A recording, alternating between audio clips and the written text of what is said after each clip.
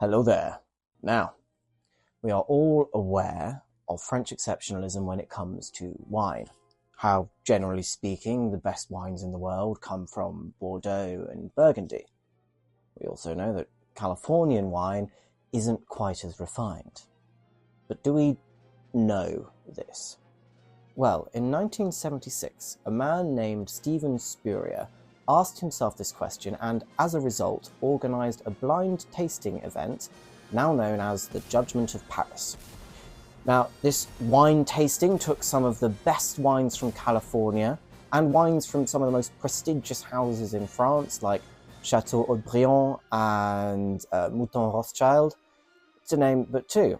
And you probably guessed already, in a shock result, Californian wines came top in every single category. Although many journalists were invited to the tasting, only one guy called George Tabor from Time magazine actually attended and was the sole person to then break the story to the world. This resulted in Spurrier being banned from France's wine tasting tours for a year, and the French press just simply ignored that this has happened. Well, the Figaro published an article about 3 months afterwards saying that the results were laughable and not to be taken seriously, and Le Monde did something similar another 3 months after that. 20 months later, in San Francisco, the same wines were tasted again, French claiming that their wine would have aged better. They were wrong. Not only did the American wines of the same vintage win again, they scored higher.